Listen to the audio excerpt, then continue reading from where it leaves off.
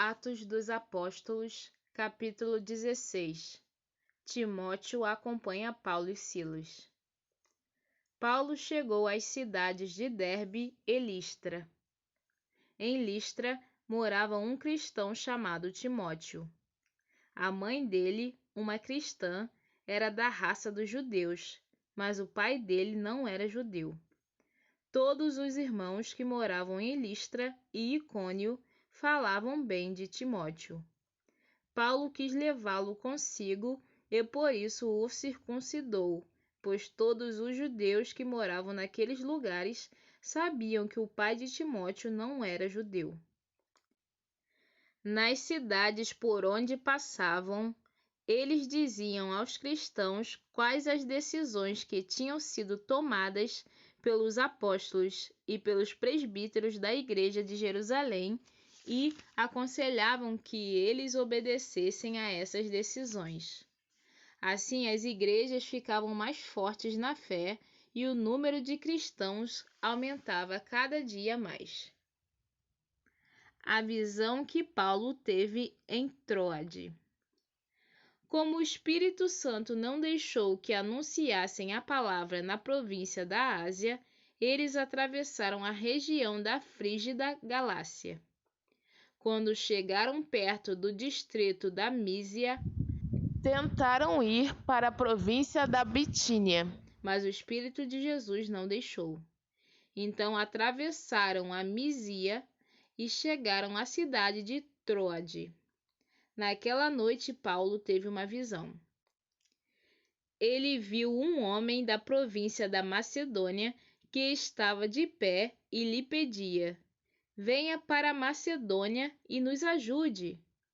Logo depois dessa visão, nós resolvemos partir logo para a Macedônia, pois estávamos certos de que Deus nos havia chamado para anunciar o Evangelho ao povo dali. Em Filipos, a conversão de Lídia. Nós embarcamos em Troade e fomos diretamente para a ilha de Samotrácia. No dia seguinte, chegamos ao porto de Neápolis. Dali fomos a Filipos, que é uma cidade do primeiro distrito da província da Macedônia e também colônia romana, onde ficamos vários dias. No sábado saímos da cidade e fomos para a beira do rio, pois pensávamos que ali devia haver um lugar de oração para os judeus. Sentamos e começamos a conversar com as mulheres que estavam reunidas lá. Uma daquelas mulheres que estavam nos ouvindo era Lídia, uma vendedora de púrpura da cidade de Tiatira. Ela adorava a Deus, e o Senhor abriu a mente dela para que compreendesse o que Paulo dizia. Ela e as pessoas da sua casa foram batizadas. Depois Lídia nos convidou, dizendo: venham ficar na minha casa, se é que vocês acham que, de fato, eu creio no Senhor. Assim ela nos convenceu a ficar na casa dela. Na cadeia de Filipos. Certo dia, quando estávamos indo para o lugar de oração, veio ao nosso encontro uma escrava. Essa moça estava dominada por um espírito mau que adivinhava o futuro, e os seus donos ganhavam muito dinheiro com as adivinhações que ela fazia. A moça começou a nos seguir, gritando assim: estes homens são servos do Deus Altíssimo e anunciam como vocês podem ser salvos. Ela fez isso muitos dias. Por fim, Paulo se aborreceu, virou-se para ela e ordenou ao espírito: pelo poder do nome de Jesus Cristo, eu mando que você saia desta moça. E, no mesmo instante, o espírito saiu. Quando os donos da moça viram que não iam poder mais ganhar dinheiro com as adivinhações dela, agarraram Paulo e Silas e os arrastaram até a praça pública diante das autoridades. Eles os apresentaram a essas autoridades romanas e disseram: Estes homens são judeus e estão provocando desordem na nossa cidade.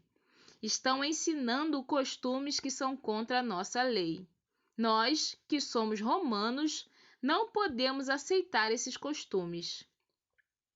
Aí uma multidão se ajuntou para atacar Paulo e Silas. As autoridades mandaram que tirassem as roupas deles e os surrassem com varas. Depois de baterem muito neles, as autoridades jogaram os dois na cadeia e deram ordem ao carcereiro para guardá-los com toda a segurança. Depois de receber essa ordem, o carcereiro os jogou numa cela que ficava no fundo da cadeia e prendeu os pés deles entre 2 blocos de madeira. Mais ou menos à meia-noite, Paulo e Silas estavam orando e cantando hinos a Deus, e os outros presos escutavam. De repente, o chão tremeu tanto que abalou os alicerces da cadeia. Naquele instante, todas as portas se abriram e as correntes que prendiam os presos se arrebentaram. Aí o carcereiro acordou. Quando viu que os portões da cadeia estavam abertos, pensou que os prisioneiros tinham fugido. Então puxou a espada e ia se matar. Mas Paulo gritou bem alto: Não faça isso! Todos nós estamos aqui. Aí o carcereiro pediu que lhe trouxessem uma luz. Entrou depressa na cela e se ajoelhou, tremendo, aos pés de Paulo e Silas. Depois levou os dois para fora e perguntou: Senhores, o que devo fazer para ser salvo?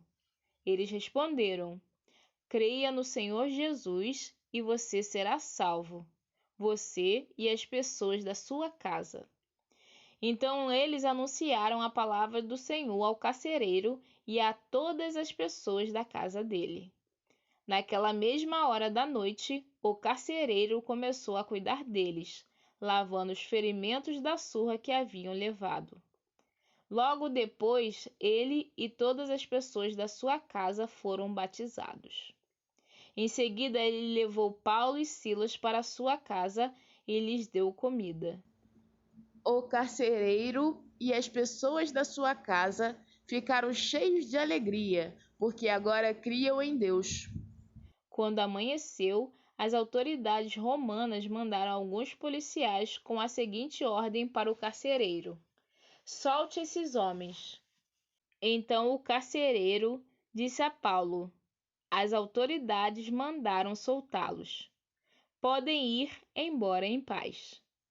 Mas Paulo disse aos policiais: Eu e Silas somos cidadãos romanos e, mesmo assim, sem termos sido julgados, fomos surrados em público e depois nos jogaram na cadeia.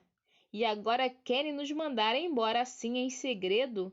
Isso não, que as próprias autoridades romanas venham aqui e nos soltem. Os policiais foram contar às autoridades romanas o que Paulo tinha dito.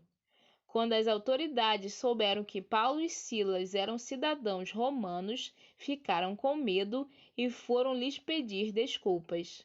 Então os tiraram da prisão e pediram que fossem embora da cidade. Paulo e Silas saíram da cadeia e foram para a casa de Lídia. Ali encontraram-se com os irmãos, animaram a todos e depois foram embora.